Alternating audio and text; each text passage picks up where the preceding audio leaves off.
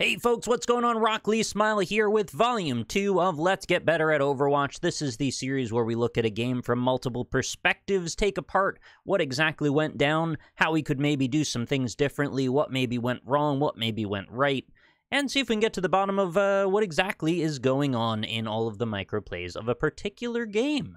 Hope you're all doing well, and thank you very much for the support on the first episode. It seems a few of you enjoy this style of content. I enjoy doing this style of content, and as such, I mean, I'm looking for some things to do to be able to talk analytically about Overwatch, and this is sort of a good outlet for it. So long as you don't mind too much, I'm going to do maybe a few of these, and I think it's going to help me get a little bit better, and hopefully will help you as well. Just the act of just expositing about the game in general, I think, improves some qualities anyway. So today's match is actually going to be a comp game. We're going to be doing a defense on Junkertown, and as such, it actually happens to be that I'm going to be playing sort of a similar combination as I was in the last one, whereas I'm playing Sigma, and there's also a particularly good Ana on our team, so we'll see how they differ from the last one. We actually had some team communication in this, very little team communication, but there were at least a couple people listening, and I was trying to do call-outs, although that is not included in the video, but just know the Mercy at least knew what I was saying, and I believe the Echo did as well. So I'm going to put the game on screen. We've got our Ana is imbued with holy blue light.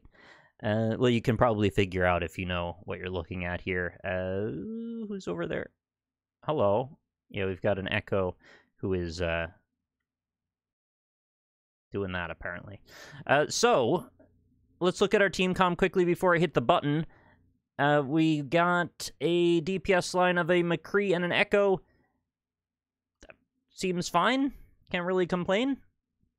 We don't know how the McCree is, and, well, I mean, both of those are pretty skill-dependent heroes, so their general DPS output is going to be, you know, heavily weighed on their ability to use their skills well.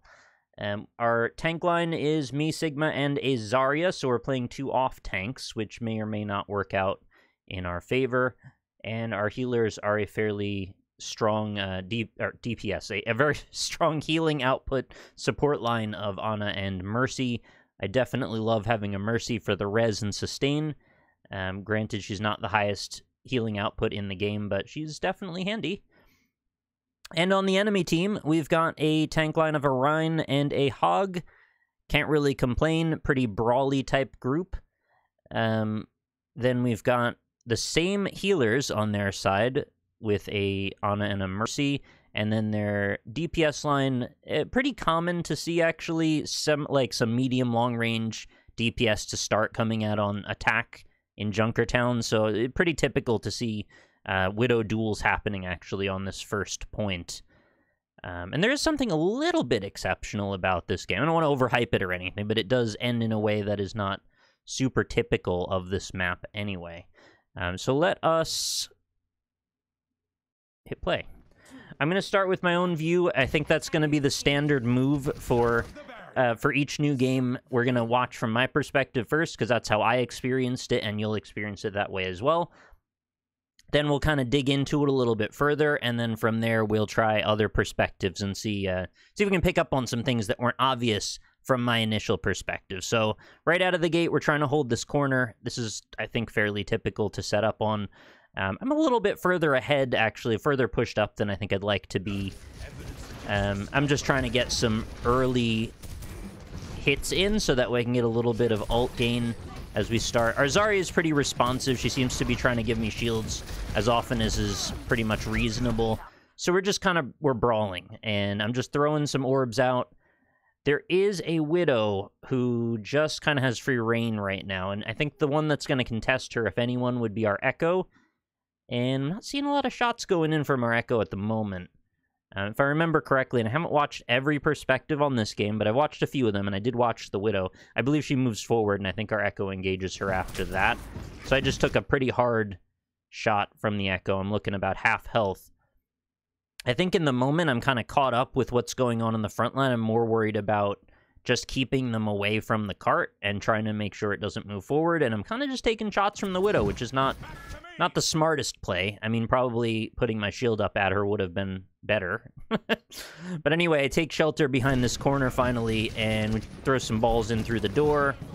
Zarya's thankfully giving me shield again, and I've picked up that their Ana is just sort of hanging out in the main area. We're just going to take some shots at her.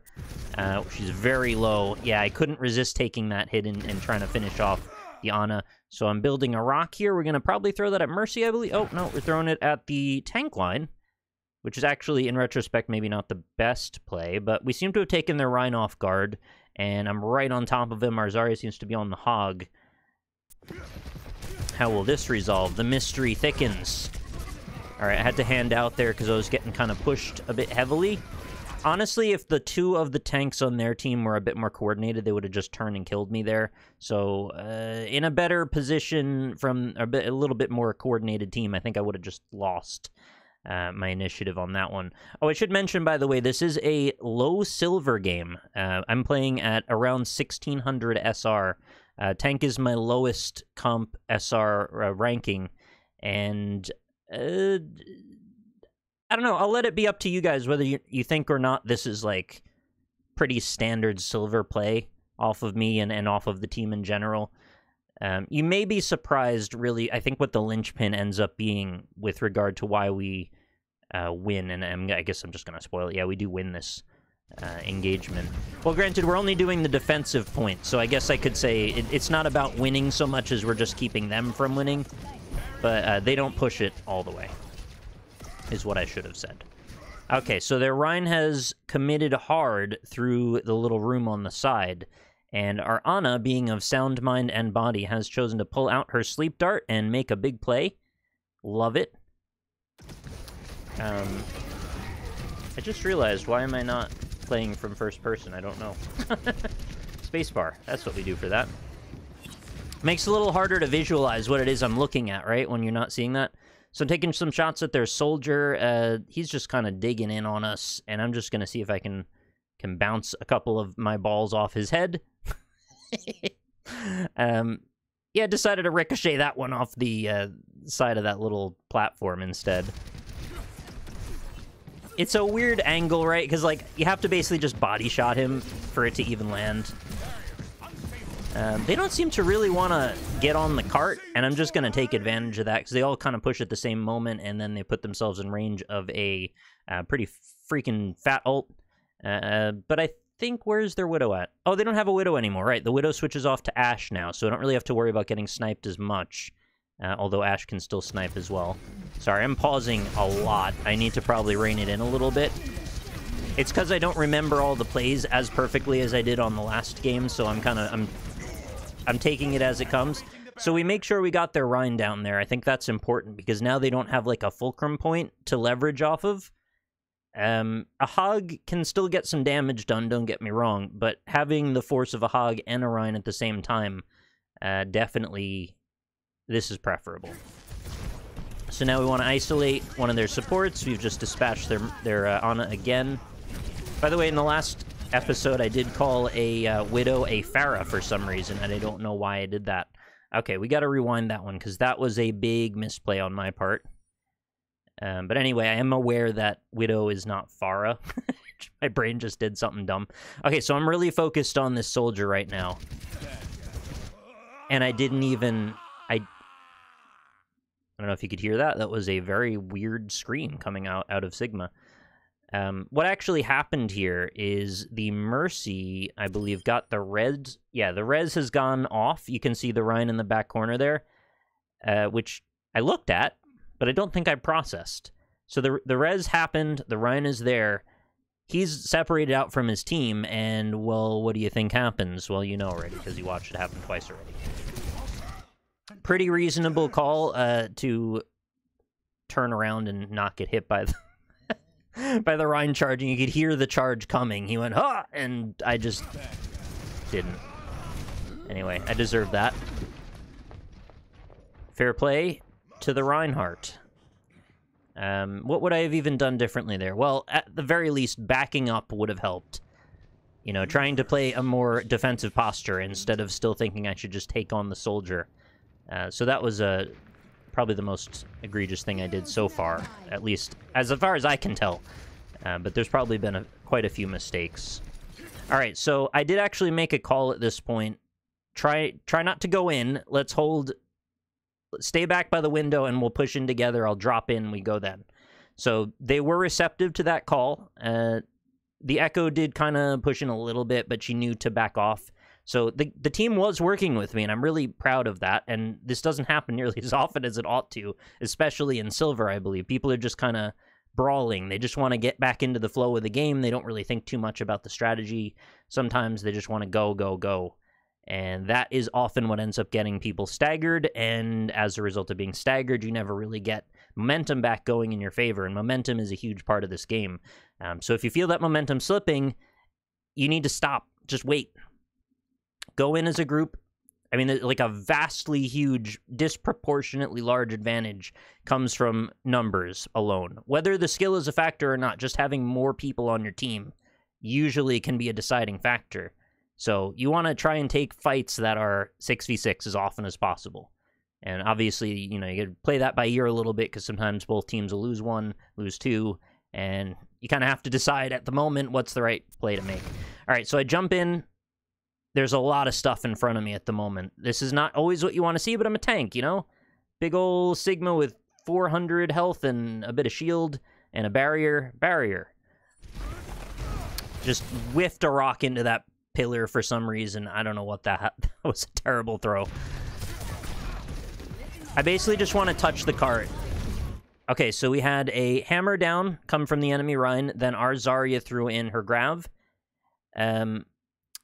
Usually the target when this happens is you want to focus all your attention on whoever's caught in the Grav. What did I just do there? Hang on, I need to retrace my mind's perspective from what... Okay, so I realized the Grav went off. I turn. I kind of noticed the Rhine is right next to me. Maybe did I get knocked slightly over? I don't know. Why would I just shoot some balls at the door? I'm confused by this action that I've taken here. Like, part of me, I'm aware that there is contact damage from throwing your orbs directly, like, point blank in front of you, so, like, I don't want to just hurt myself. But that wasn't what I was thinking at the moment. That was weird. Okay, dumb plays. Don't do that. Okay, Ryan should be absolutely killed. He's gone away from his team. I don't think we have anybody, like, spare to go fight him, though. So I'm like, I'm really torn. I want to go kill the Rhine, and I'm really focused. That Rhine has to go. In my head, he is going to go back to that Mega Health.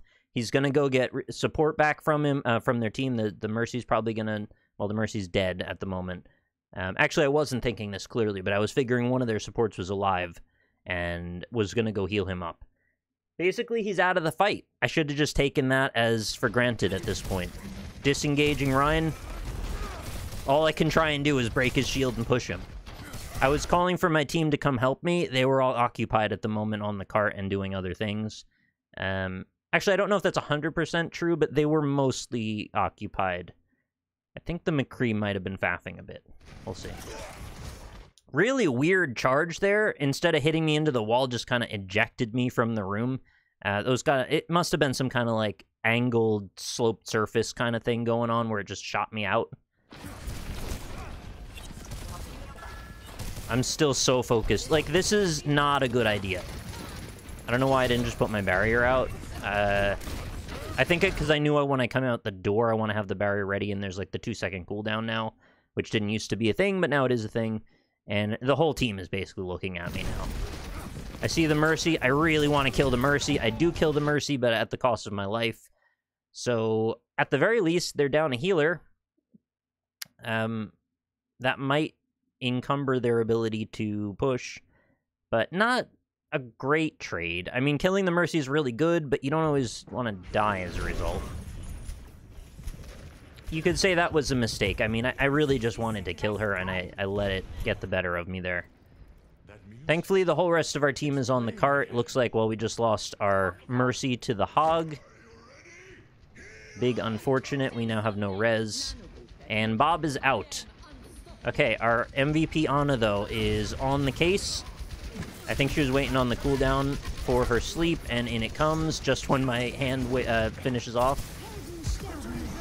So I just wanted to use that ult as soon as possible. I want to kill a support.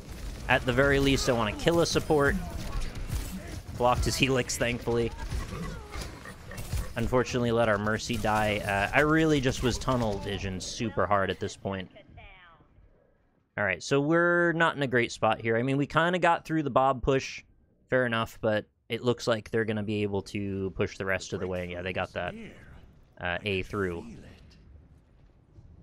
Well, as you could probably tell, because I spawned in the, you know, point B spawn. Alright, so now I was calling out to my team, guys, please don't die at this point. I think that's like literally what I said. Don't push in, please don't die. We need to push together.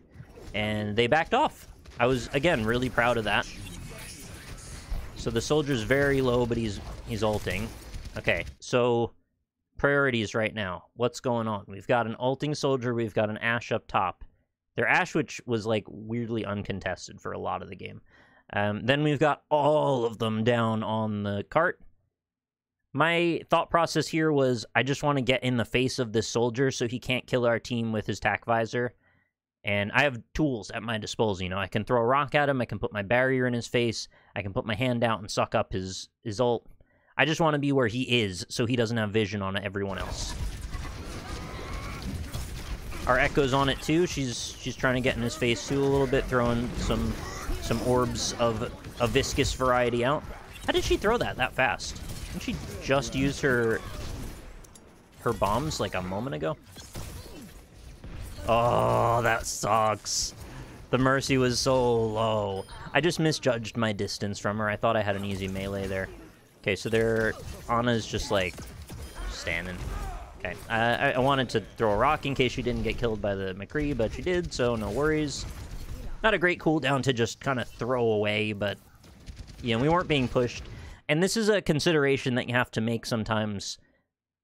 Given the amount of pressure you're under at that very moment, using a cooldown now to confirm a kill that will stagger the enemy team is preferable to holding on to it and maybe letting them get away. You know, the amount of risk that I take for using my rock and having to wait a while when there's not really any enemy pressure is preferable. You don't care about that as much. So there's always a flux going back, if you'll pardon the use of that word with this character. There's a flux of how important it is to use a move versus what pressure's coming in. So at that point, I thought we need to definitely kill that Ana, even if that means using cooldowns.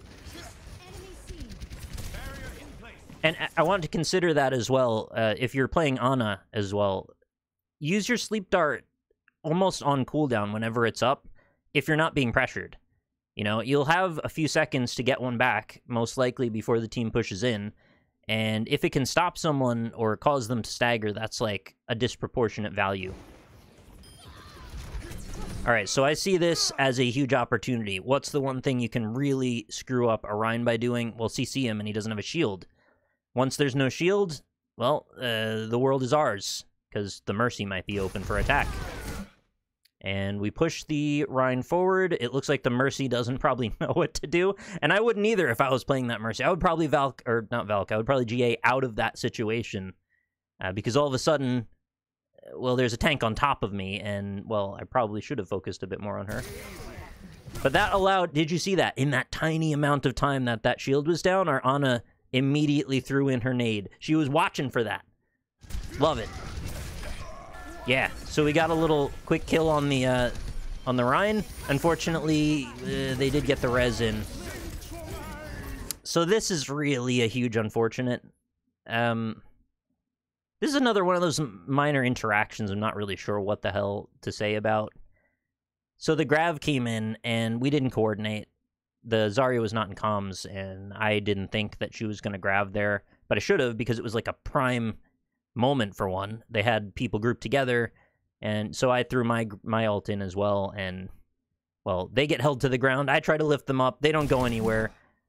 I think they still do take the damage off of it. It's just really awkward. This is just one of the weirdest ult combos.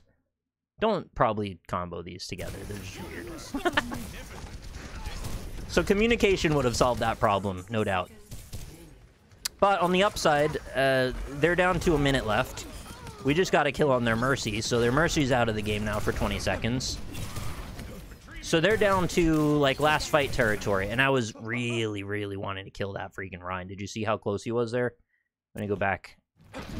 So he's basically guaranteed dead in my eyes right here. I didn't really know what was happening on the other side of that wall. But I figure, hey, we've got our Zarya and me, and we're both just diving onto him. He's gotta go. He puts his shield up. I figure, no big deal, right? Like, we'll just be able to push through that. We have to pincer him in this situation is the thing, and I think neither of us wanted to commit to the other side of it. But as it turns out... Oh, look who it is. Freaking Pro Toast Ana, who's gonna heal him up to full in 1 second. So now you need to know it's time to back away. This is probably not gonna happen, unfortunately. If our whole team pushed in, maybe... I would have loved to have seen that, actually, if our McCree rolled in or Echo, you know, dove forward. But, I mean, it ultimately could have ended up being a really bad gamble, because if the rest of their team reinforced right as we were kind of exposed, you know, maybe not worth the risk. But yeah, breaking his shield there or stunning him would have been absolutely stunning. Alright, we did manage to kill the Ana immediately following that situation, so now we've swapped and staggered the other healer, which means we're probably in a good place for this final fight. 38 seconds remaining.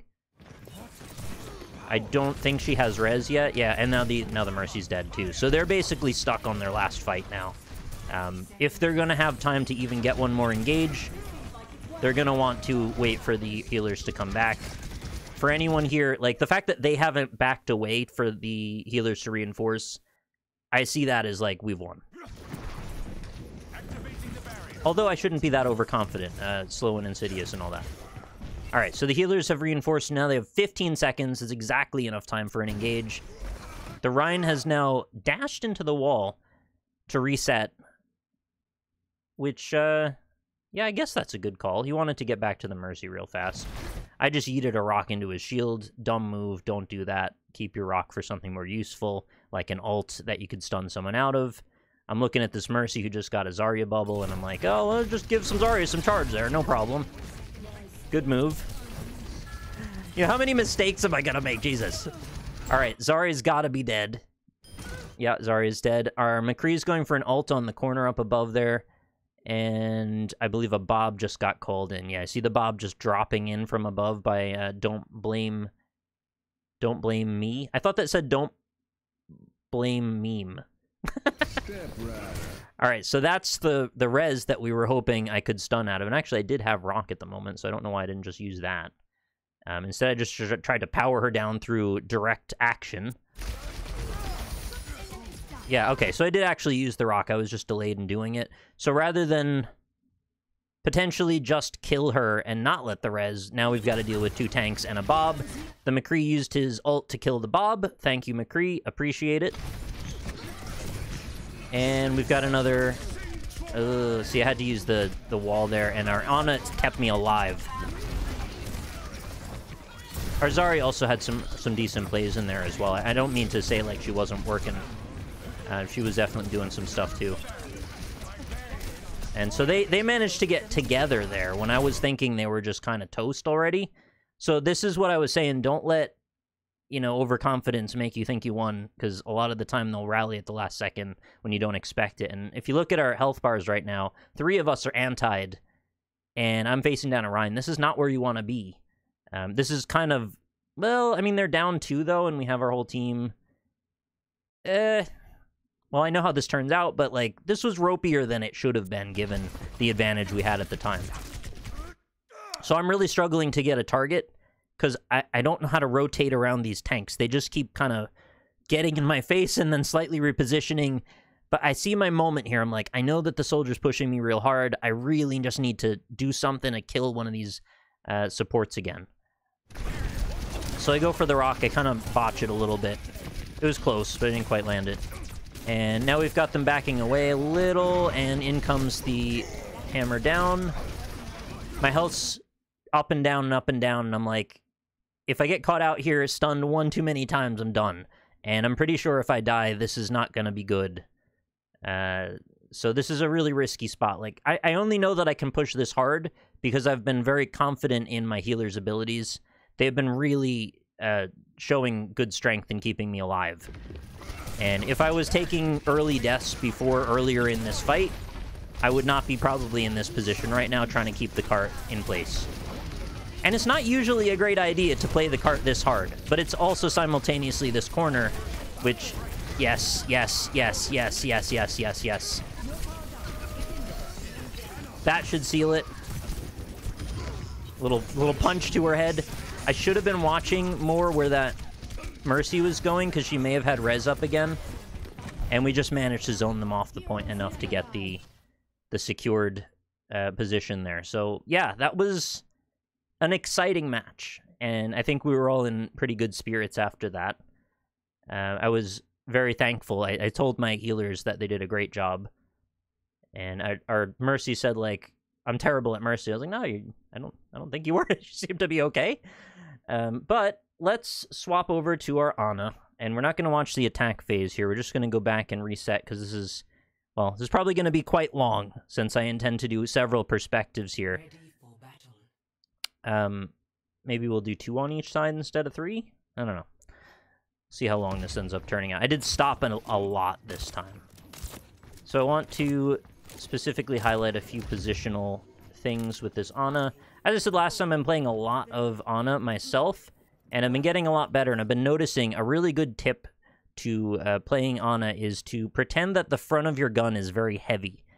And what I mean by that is you want to kind of move and position your character and your viewpoint around the center point of your monitor instead of moving the center point of your cursor around. So what that means is it's all about targeting with your reticle. You want to place your reticle in a position that will be most likely to gain you advantage. In this shot that we've got right now, we've got a McCree and an Echo. Based on what you think they're going to do, the most likely place that you could hit a shot, I would probably position it slightly to the right and wait for the McCree, who's probably about to take incoming fire, to get that heal. So you always want to be thinking, like, what's the next place you want to put your cursor, and then try and do that faster and faster until it becomes somewhat seamless. Rather than with a McCree where you're kind of just zooming your sight lines around, trying to find targets, you want to kind of let the targets fall onto you in a way. That's how I've been seeing it, and how I think I've been slightly improving. Obviously, you have to keep changing your mindset a lot, though, with Ana, because she's, you know, both a hit scan and projectile hero, and that's very different than, well, like anyone else. So she's being smart here, taking a good position up on the high ground in the back where she's relatively safe.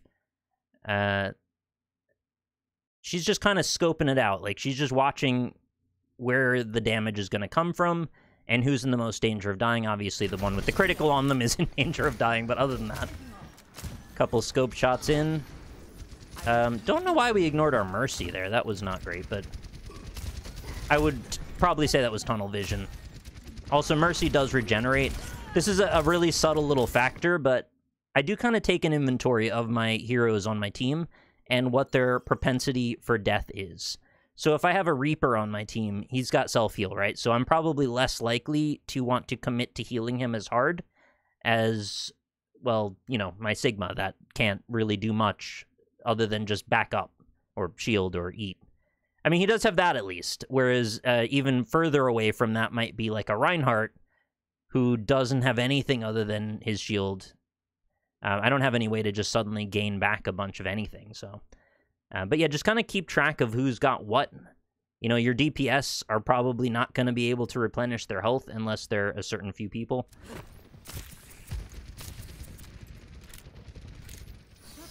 Weirdly silent-sounding res there. But that was like a very casual res, no need to worry there. And she's taking shots because we're pretty much healed. You know, that's the play. You always have to be proactive with Ana. You got to stay ahead. Okay, this is the reason this sleep was kind of easily hittable, because they basically were charging right at her. But if she waited, like, literally another millisecond, this wouldn't have landed. Yeah, that was really close, actually, to just killing her. And then followed up with a couple of unscoped shots, which was also good play. So I see her nade's about to go up. I would already be thinking, how am I going to get my nade onto this hog?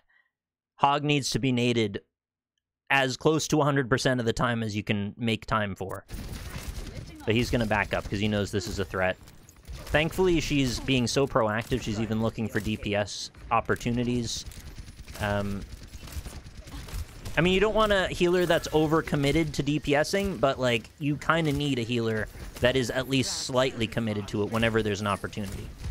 You can't just be content to just wait. And, well, we'll see from the other sides on that. That is apparently a thing that some Anas do. Okay, that's unfortunate. The charge ended up killing our Mercy. And then, sadly, people are just dropping like flies now. Yeah, so this is basically a done deal. I had said when I was playing Sigma there in the prior clip that, you know, I should have probably backed up. You know, in a weird way, this may have actually been preferable. It killed me, it got me out of the fight when I probably should have been disengaging. So, in a way, it probably kept us closer to not staggering. At least having our tanks be dead roughly together. Now, the question is, does our McCree and Anna back out? Or Anna seems to know best, and she's doing that. Granny knows best. Yeah, good call. That is exactly what you want to see off your DPS and support. The McCree knew to back up. The Ana was there to support them backing out of this fight.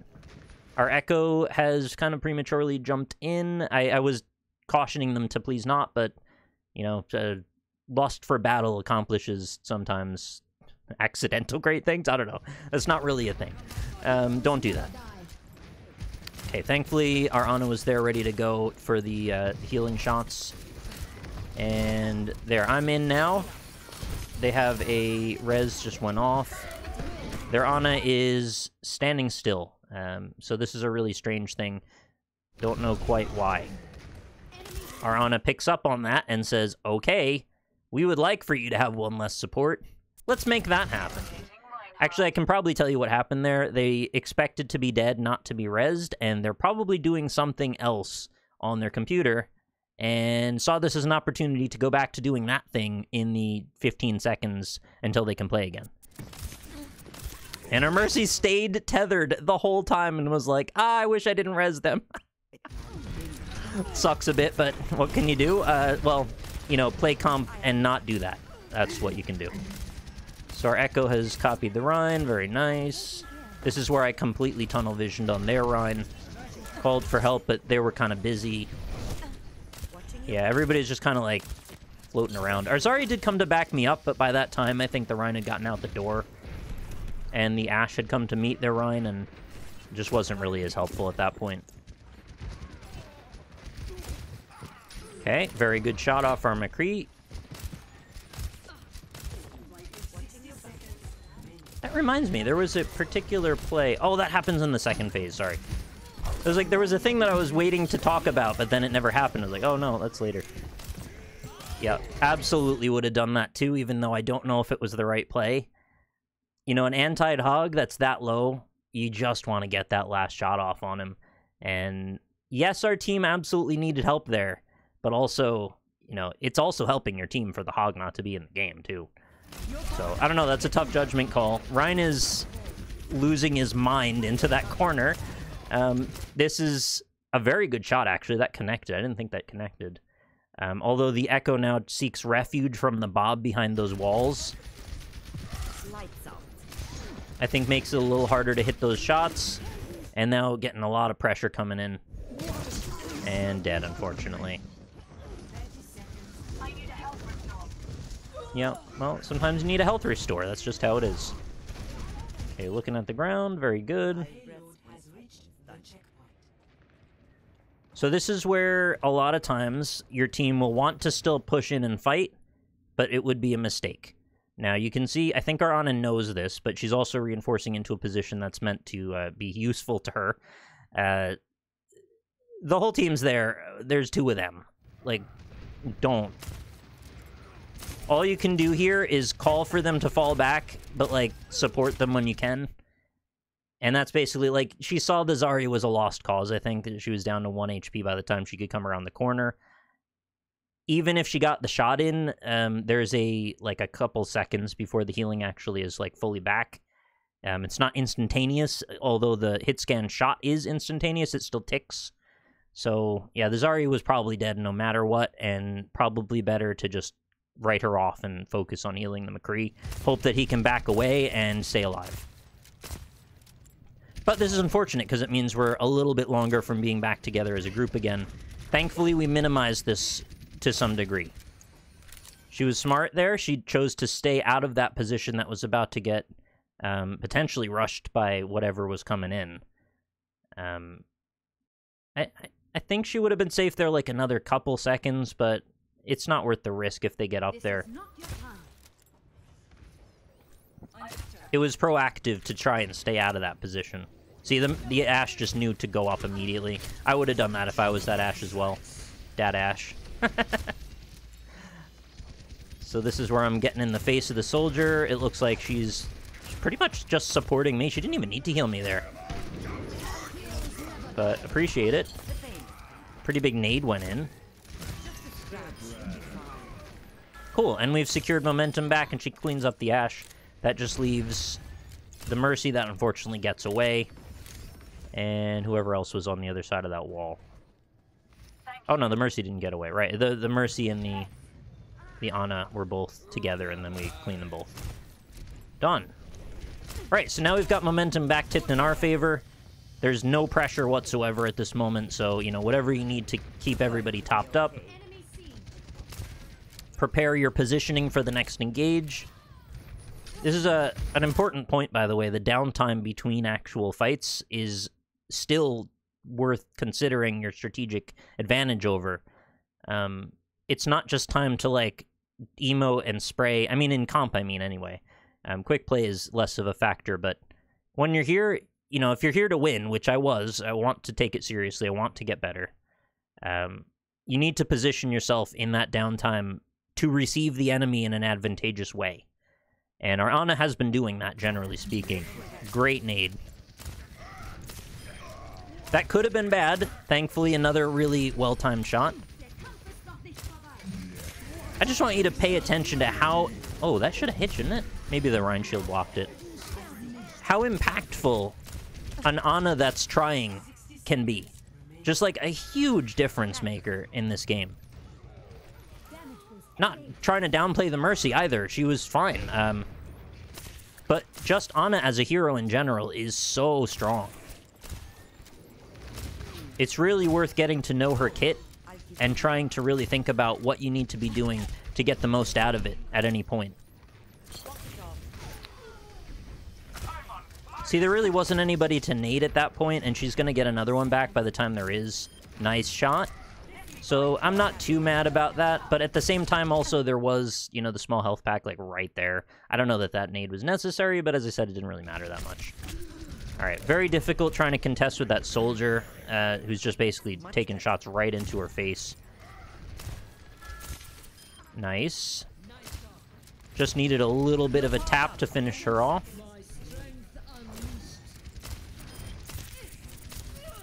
Another thing that I want people to do is be less precious about Zarya bubbles. I know this is sort of a team commitment thing, and a lot of teams aren't coordinated enough to make this play happen correctly. But the bubble's only like 200 HP, and it doesn't take that much to just kill it and then kill her. And if you can stop that Zarya bubble from like cleansing effects off of their team, I mean, depending on who you have on your side, that could be really impactful, actually. For example, if you have an Ashe and an Ana, as their team does, and a Zarya can cleanse the TNT and the anti-nade effect, well, Zarya is getting disproportionate value and denying value from your team from some of your most impactful cooldowns. So if what needs to be done is to take her out of the game so those shields stop affecting those cooldowns from getting their value, just push through the bubble and kill the Zarya.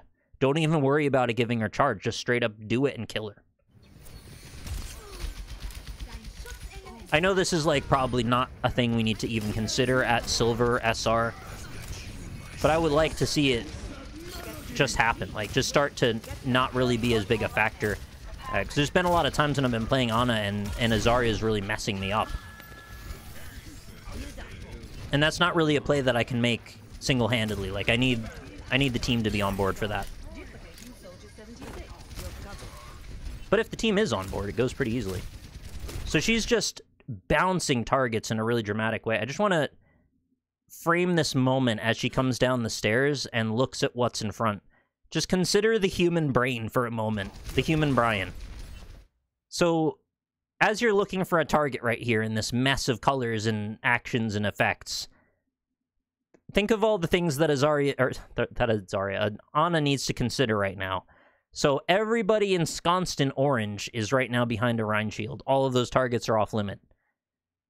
Our Sigma, aka me, and our cloned Echo, which is a soldier, both of them are now antied, so they will not receive healing. This leaves Ana in a very awkward position because, well, there are literally no targets on the screen, despite there being a ton of targets. So, couldn't see from that angle that the McCree was also anti. That's a big nade. Took a preemptive shot there, was not effective. Now, the soldier has slightly peeked out of the right of the Reinhardt shield, as well as maybe the shoulder blade or back of their Ana. Which actually, if she's really a great shot, she might be able to nip her with a shot, but nah, it was all happening with animation. It was all too fast. I just want you to consider, though, the amount of targets that you have to grok, like, that you have to pick up on. Changing, moving, animating, flashing colors, Rhine shields going away, there's Zarya bubbles, there's Mercy tethers, all this stuff's happening in an instant. So to still be able to target prioritize in that situation, I think deserves a special mention. And this is sort of like the daily job of an Ana. You have to deal with all that stuff, because you're going to see all that all the time. Very actively switching between DPS and heals. Never neglecting who needs the heals, though, thankfully. I say as she backs away a little bit as I needed some heals, but it's fine, it's fine. Yep. Just shoot into that, just as much as you can get done. Oh. So the Widow that turned into an Ashe finally turned into a Tracer for her final form. And I would say this was probably a smart swap off of their side, considering our Ana's been, like, almost uncontested, if not for the soldier that has been taking shots on her. But the Tracer's just up to get in my face. And the way that this ends up resolving, well, you'll see in about 1 second. The Ana decides to play close to the Mercy, which is a good call. Our team is obviously very occupied, but, like, I could hear that there's Tracer stuff going on behind me. I just couldn't really move away. If anybody could help there, it would probably be the Echo. But wait! Look who it is! It's our hero of the day. It's McCree, who's dropped in from the heavens with a beautifully timed flashbang and kill. Ana goes for a quick heal to make sure we're all as close to full health as possible to continue this engagement, which is still going on the right of us. But as it turns out, we were right at the end of it, and the Tracer engage is slightly too late to get too much out of it. So I'm pretty impressed with all that. Maybe as not, like, it wasn't as definitive of a, like, a series of amazing plays back to back to back, but a lot of good stuff went on there. Who do we want to highlight next? Let's switch over to the other team now, because this is already 43 minutes and there's still potentially more to go. Let's do our enemy team's Widow.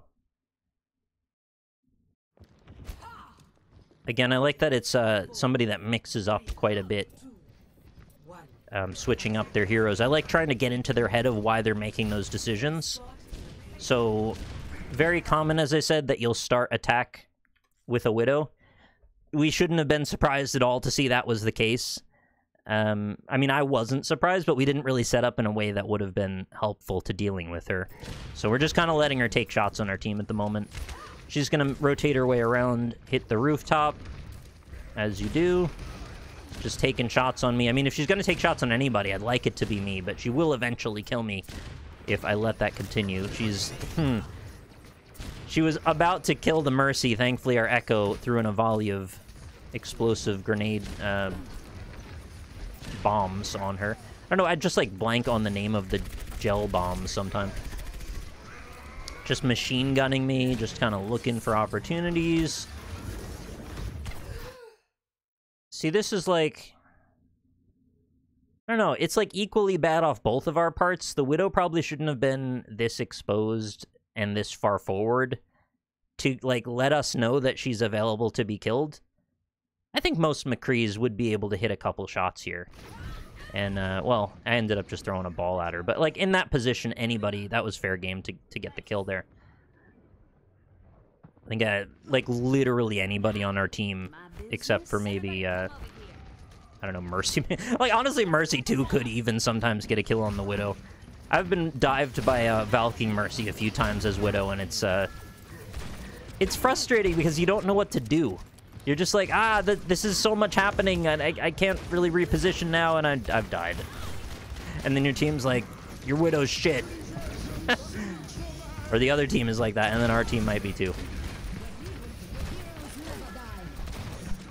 Also, no toxicity in this game either, which is another reason I was very happy about it. Okay, so I have to point out, I was pretty thrilled mostly with our Zarya, but I don't know what she's doing over here. 2v1ing an Ashe and a Hog by herself with kind of no escape plan, as it seems. Like, if she was headed toward the door right now, I think she may have been trying to go for the door, but trying to backpedal to the door, which is... As much as you may know the map, sometimes you just get kind of screwed up because of the fighting and also turning. I could say pretty well I could draw you a diagram of this map, like, from an overhead perspective. But that doesn't mean I'll be able to always hit the door, navigating it while fighting backward. I've made some dumb mistakes that make it look like I don't know the map, but I very much do. I've played a lot of matches of this game by now. So I can't really falter too much, but I can falter for not being near the team, at least. That wasn't great. Alright, so Ashe is trying to push up a little bit. Just kind of playing the corner. Yeah, this is... Actually, I think that was a coincidental headshot more than a skilled one. Oh, I just want to say a quick word about the general attitude, by the way. If I ever am talking in such a manner... as to suggest that I'm saying somebody in the game was bad. I want that to be noted that I'm saying such in a relative manner that I will also freely admit that I am very much bad in a lot of things as well. And I shouldn't probably use such strong words even. But if I were to say that, like, the Ashe was taking some bad shots there, sure, I've taken a ton of bad shots. Everybody on every team here has taken some bad shots because this is 1600 SR and silver. I'm not trying to sound like I'm better than anybody else here. We just happen to win this game. I will also lose many games. And I'm really tired of this narrative that YouTubers seem to put forward that, like, oh, that Hanzo missed some storm arrows, so he's just so bad. Oh, the people in bronze, they're just so bad. I'm just better than them. They're just below me. This whole attitude of, like, there are people that are just, like, there to be laughed at. You know what that does? When you have that attitude on YouTube, it creates a further culture of toxicity where people look down on each other, and instead of trying to lift each other up to get better at the game, those people that you call bad, just stop playing the game. And then, you know what happens is people that are diamond buy 15 alt accounts and decide it's hilarious to lower their SR down to bronze and then laugh and kill all the other bronze people because, well, the audacity of them for not being better at the game. It frankly pisses me off, and even people that I generally respect, I see talking this way. And I also have to admit, I've been pretty toxic on occasion, too, when I get really pissed off at people who are just being aggressive assholes in the game that just want to domineer over other people and just bully them. There are, you know, BMing manners to play Overwatch that are intentionally inciting. And some people say that's like, oh, well, you're being salty. And it's like, okay, but you're also not being very sportsmanlike. And who am I to expect that the internet would be sportsmanlike in any manner or endeavor? I understand that's a big thing that I'm being very naive for saying. But I'd like to hold us to a higher expectation that maybe, just maybe, we can all treat each other like civilized human beings and play a freaking video game together without making it a personal attack on each other's literal human lives. I'm obviously very passionate about this because I'm really tired of people talking shit in chat and just being jerks for no reason.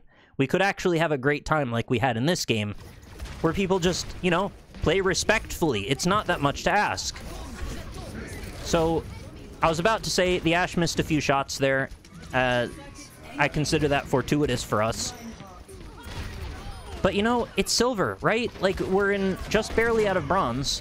People who are legitimately just getting better and learning the game are not going to have as developed abilities to target prioritize, hit shots consistently. Like, that's what we're all in pursuit of. That's what we're trying to improve by playing the game. So to presume that because you didn't play the game better, or just are not better, that you are somehow now a worse person is stupid. So, sort it out. Stop playing unranked to GM YouTube thing. Just stop doing that crap. Be nicer to each other. It's not that hard. I don't know what's happening in the general chat right now. Apparently Korea's speaking to us. I don't know if this is also a pet peeve of anybody else's, but, like, when people advertise their Twitch channel in, like, quick play games, I'm like, can you not? And they're like, what? I just watch my Twitch. I'm like, yeah, but, like, I just don't want to be advertised to right now.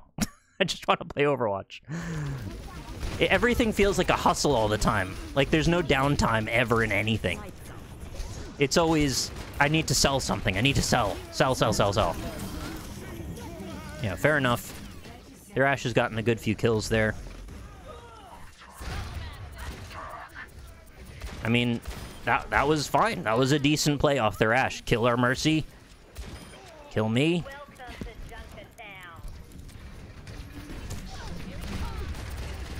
They're using a lot of unscoped shots.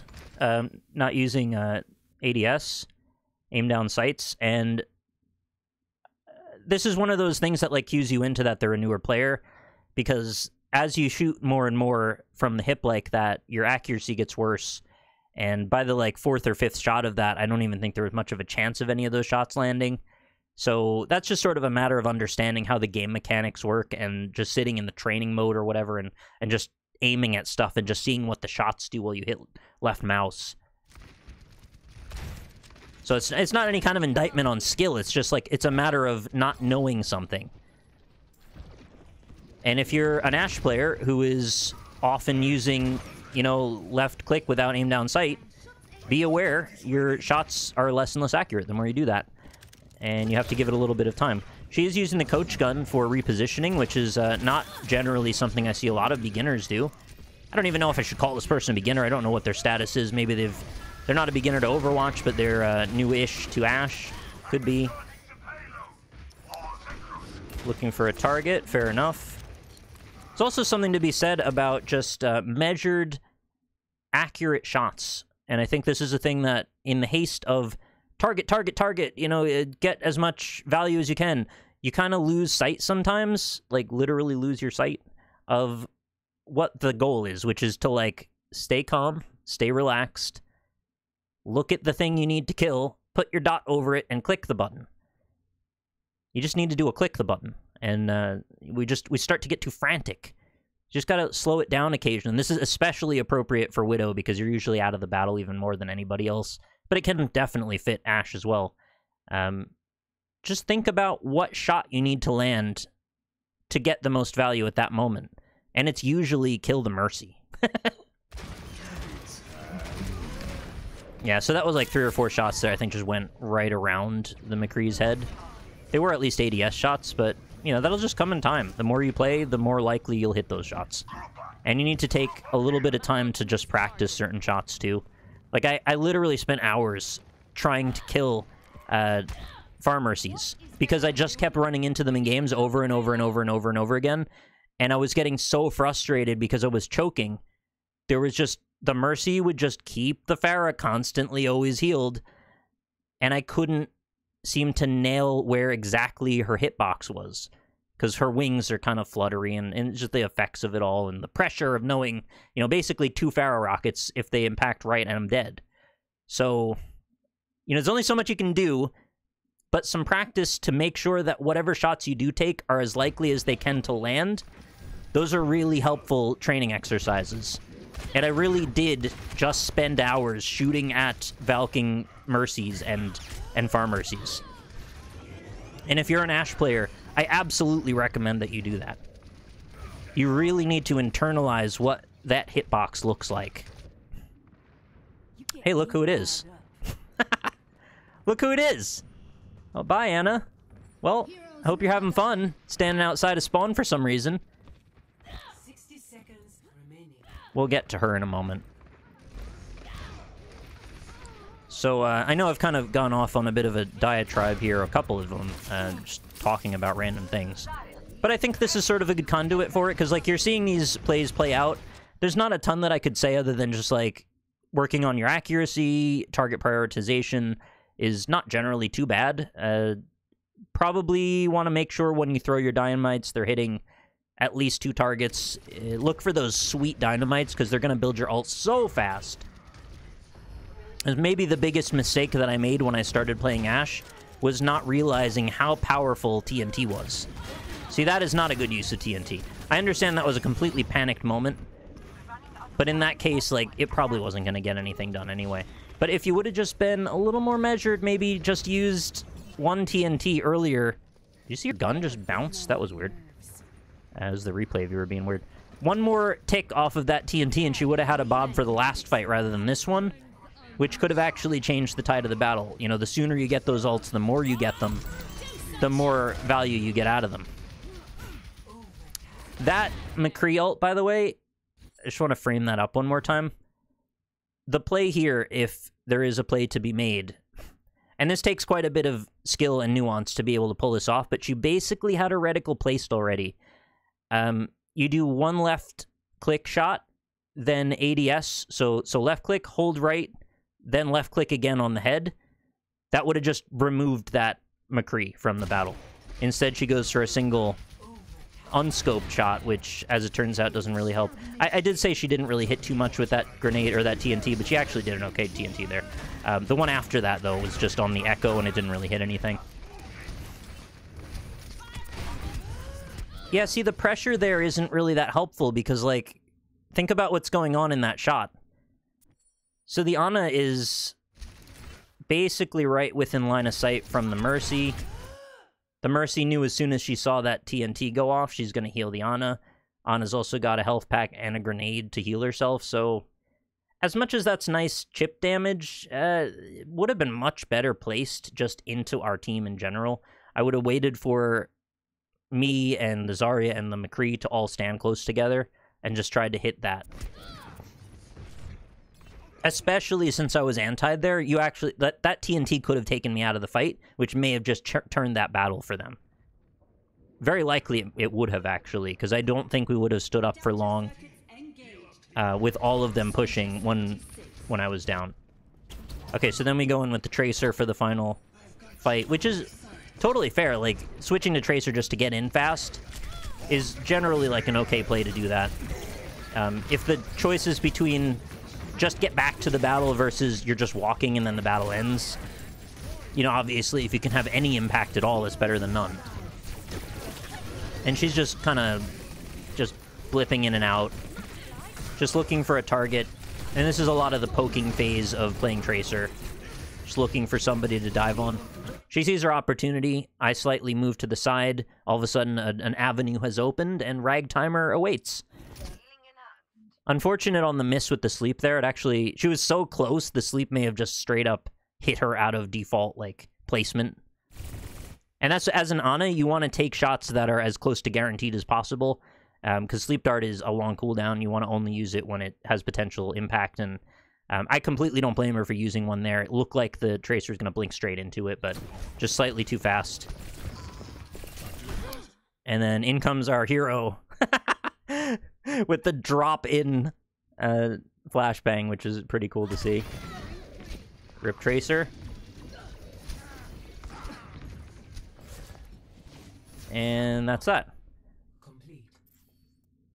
Alright, so there wasn't like a ton of coaching in that one, I know, but we did at least talk in general terms a bit about how Ashe works, and I have a lot of hours on Ashe, so out of all of the heroes in the game, I'm the most capable of talking about her. If I haven't mentioned it before, by the way, my main is Ashe, and I also play quite a bit of McCree, and I also play, well, I used to main Mei, and I have about double as many hours on Ashe that I did on Mei when she was my main, and I'm now creeping toward Ana being my 4th most played. So that's my top 4. I can't remember who's after Ana at this point. Maybe like Soldier or... I don't know. I play a lot of hit scan DPS. But I want to branch out. I want to get better at Sigma. I want to get better at Ana. I'm also getting better at Widow a little bit, but I don't see her as applicable all the time. Anyway, last hero I want to show you is Protost. Whoops. Hang on.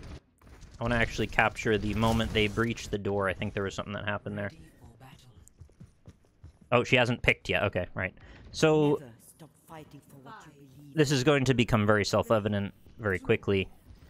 But, as we saw with the other game, I think a lot of the reason that we won here was because their Ana was just kind of screwing around. What? This is like, they're working on some job, right? And they've got like another window open, and something just popped up that's like, I must deal with this. They're like, oh, okay, I guess I'll deal with this in the middle of this fight. If you have a job you're working at, don't play Overwatch, or at the very least, don't play comp. If this was an Ana on my team, I would have been furious to go back to the replay and find this out. Obviously, I didn't see this happening in real time because, like, how would I see the Ana behind a wall, just standing there for ages? It's very frustrating, because it's hard enough to get a decently matched good game where everybody is, like, paying full attention, and they're not smurfs, or they're not on alt accounts, they're not, you know, cheating or being dicks. Like, everybody was pretty cool here, but I just feel bad, like, to have your team kind of be undercut because the Ana was just not really playing all the time. I mean, as you saw before, she just stands still in the middle of a fight later. But, I mean, I don't know exactly what's going on. It could be something less nefarious, because, like, I just bought a new mouse the other day, because my last mouse, which I loved very much, just decided to stop responding sometimes in the middle of a game. Maybe that's what was happening. It could have been something similar. I did just straight up, like, my mouse would just disconnect, and I wouldn't be able to move anymore. And I'd have to unplug it and replug it into the back of my computer, which is really bad if you're trying to play a competitive shooter. Any moments of sudden random downtime are a big problem, and you have to not have that be a thing. So I immediately bought another mouse. Thankfully, I had some credit left from my Visa Amazon Prime points card, so I just bought a new one, and yeah, I'm pretty happy with it. It's a little clunkier than the old one, but it also has more buttons, which is cool. Yeah, in retrospect, I didn't get much out of that, but it did cause them to have to back off a little, so that's some value. Anyway, we know we didn't hold this, ultimately. So their Ana's just kind of playing out in the middle of the field. This is just bad positioning, really. There's no reason she could have been behind cover. Couldn't have been behind cover, rather, to do this healing. Excuse me, and she's punished, verily. Yeah, you would hope that would happen on our team. So, I think you could pretty roundly say that in this one particular case, all other things being even, the fact that we just had an Ana who was not only paying attention for the whole game, but seemed to be pretty good, may have been one of the larger deciding factors to this. I did land a couple of okay ults, but, like, really the supports allowed me to play in a sort of a boisterous positioning, like a pretty bold forward position. See, they're just standing there. Something's up. And I also wouldn't say that, like, you should let them stand there and not shoot them, because it's freaking competitive Overwatch, man. If you're gonna be AFK, just don't play that. The Mercy's like, what are you doing? I don't know if maybe they were yelling at her or something on the comms or something. I hope they were. Unless, as I said, well, I shouldn't say that I hope for people to be yelling at each other. That's honestly not at all a good thing, but it's also not a good thing to be AFK either. I really, really, really want to zig-a-zig-ah. I want to try and actively realize when I'm contributing towards that toxic culture and try and reel it in. And that's a thing that I think we all need to do. If I say something like that, I need to be able to own it and say that was dumb. Don't do that.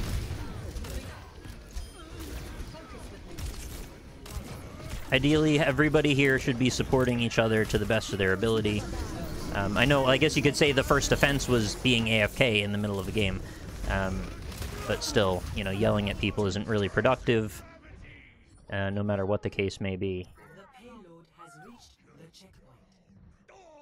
Welcome to Junkertown.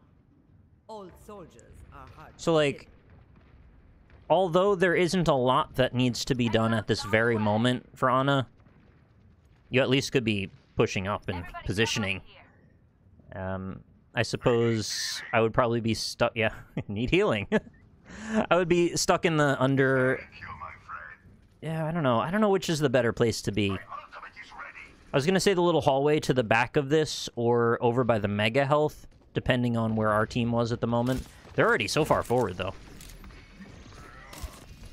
And you could say, oh, it doesn't matter because, like, nothing actually happened while she wasn't playing. But you don't know that. You know, you may have been able to peek forward and get some DPS in and do a little bit more damage. You may have been able to build more ult. Like, you're obviously not building any ult. You're not healing your soldier while this is happening. I don't know that this person was throwing. I don't really get the impression this was intentional throwing. Like, a lot of people... Oh, that was a decent sleep, actually. A lot of people will walk out of spawn to not go AFK if they're trying to, you know, soft throw to make it, like, not super obvious that that's what the point was. I don't really get the impression that was what was going on here, but they're, like, trying to play intermittently and then just standing still more.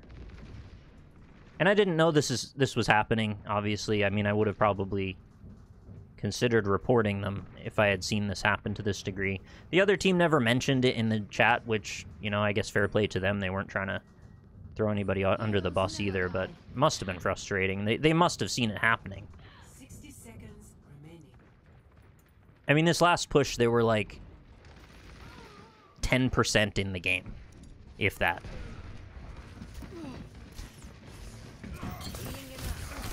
Pretty clutch nade, though. Kept the Rhine alive. I don't know that he would have lived beyond that happening. It's like, I'm pretty sure they know what to do, but they're just not really playing. Just like terminally distracted, or something's breaking. I don't know. It's anybody's guess. I don't know why I'm speculating so much about this. It's just very frustrating. Could have had 2 nanos in the space of this, not even quite 1.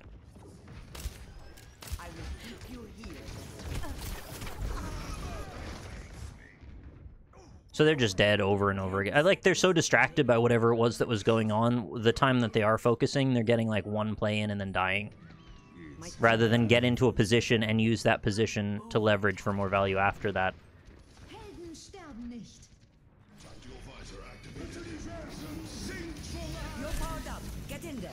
Anyway, we know how this ends. But that was like the main thing that I wanted to show was like, from our perspective, it looked again like we were doing fairly okay. But then you find out someone on the other team was just like half even there. So it was kind of 6v5 for most of the whole game. I do get the impetus to want to run all over the cart because, like, it's in overtime. You don't know that everyone's going to be able to consistently keep touching. It makes you really panicky, though. Like, look how jittery this sensitivity is. It's, like, actually almost skipping frames. It's so jittery. I think they could probably stand to lower their sensitivity or DPI a little bit, and that may actually just make their aim better immediately. I've always heard Silosa describe it as you want to draw an even line when you're in a position to, like, trace a line straight across from left to right. You don't want it to be vibrating like this, just shaking and jittering. You want it to be like a smooth stroke.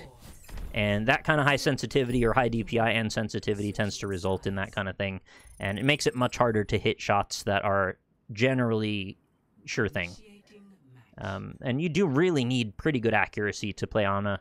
You need to be able to quickly reprioritize targets, switch between scoped and unscoped, and even quick scope sometimes if you have the timing for that. It's very satisfying timing, by the way. I really enjoy getting the quick scope down. Not that I'm like an expert at it or anything, but I'm getting there and it feels really nice. So just to finish us off here, I mean, I don't know that we need to really watch another session, but this is the attack. 5, 4, 3, 2, 1. And we do end up getting it. I don't know, do we want to watch another? It's been over an hour now. Yeah, it's an hour and 10 minutes just for this one. So they set up in a pretty solid hold position. Reinhardt's just holding the shield up. I'm a little surprised they didn't pull out Bastion. Like, every team just pulls out Bastion in this point now. They'll position ahead. Sometimes they'll get an Orisa and Bastion, put them on the cart. When you come out of spawn, you just get freaking Bastion Gatling gun down. Kind of an overzealous positioning for their Rein. Didn't back off when he needed to. I think they're probably a bit tilted, but I don't blame them considering what we just saw with the Ana. Feels bad, man. So if there's a lesson to be taken away from this, as I like to end each one of these episodes with, or I would like to make that a thing, never attribute to yourself too much of your success. To try and remember to stay a little bit humble. Like, even if you have some good plays, it's a collaborative game. It requires everybody to be playing fairly well. It requires both teams to be paying full attention to what's happening, and ideally, a bit of ingenuity and strategy in how it all works. I was a little proud of that, though, to be fair. I was a little proud of that. That felt nice. It's one thing... Oh, this too. Oh. Hang on. I just want to show you this. Got you in my sights. Get wrecked. Sorry. I was a little proud. I got in the groove on that particular moment. I felt like all of the timing for Sigma's moves just started to feel right. I think that's why I'm kind of warming up to him in general. The timing between his balls firing, which is a very strange sounding sentence. The timing that it leaves you, because it's quite slow. He goes dut dut dut dut dut dut, and that timing is plenty of time to consider. Do I need to be putting my shield out? Do I need to hold my hand out? Do I need, all of the different things that I could be doing? Should I be meleeing? There's a lot of different moves to build into your rotation, and that pacing of having Sigma's tempo be like that. I mean, it plays off of him being sort of a musical character, right? There's all of this, like you're interrupting the beats on a drum. If you consider that percussive beat to go, dut, dut, wait, dut, dut, wait. What are you going to fill those rests with? I'm overly analyzing that particular element, but I think that's a really interesting reinforcement to, the motif of his character. He's a musical man, and he has a musical plan. I mean, I'm pretty happy with those moves. I'm sorry, I'm just freaking praising myself unabashedly now, and it's probably not very cool. But yeah, we see the Zarya, and we just push. I asked at this point, Echo, push up, push up, push up, and she was right there! Oh, it feels so good to coordinate. Thank you. Having that awareness of the team and being able to just say... This game is so easy. Just being able to call out to your teammate and have them just kind of do the thing that you can envision in your mind, where you're not only enacting what your character needs to be doing, but also trying to sort of build a plan for everybody. It's just one of the most satisfying things. So to see the game running on, full force, everybody's kind of contributing to the same end. We're all working together in sort of harmony. It's beautiful. That's why this game is so brilliant when it is. but also why it's so frustrating when it isn't, because that dissonance, the grinding of the gears of the machine not working at all, when all you want to do is coordinate. It's such a simple thing, human nature sometimes, for us to cooperate with each other, and you get too many other factors muddying the waters. If you can just walk into a game with a somewhat open mind to say, hey, I'm here to play a team-based cooperative shooter. Let me hear what you have to say for a moment, and if it doesn't make sense, I can provide a valid reason why it doesn't make sense. But if it's like a fairly okay reason, probably just let's go with that until we have something better. Because a lot of the time, the plan is, you go, what's the plan? And they go, kill the enemy. Okay, cool, thanks, very helpful. We know.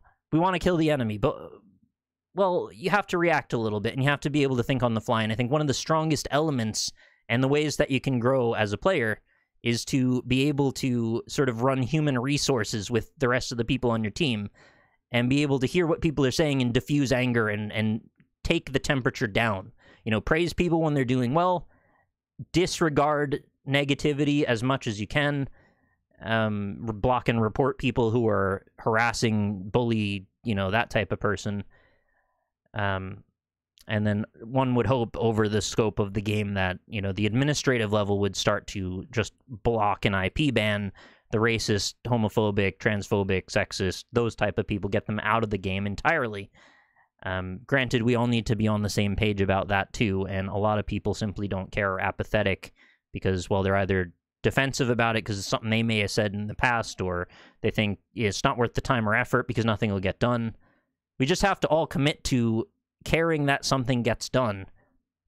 If you see those people, report them, get them at least to the attention potentially of Blizzard, where they could be banned. But just to write it off and be apathetic and say, well, it doesn't matter, they just have 5 other accounts, whatever, let them be jerks and act like children and be bullies. Don't do that.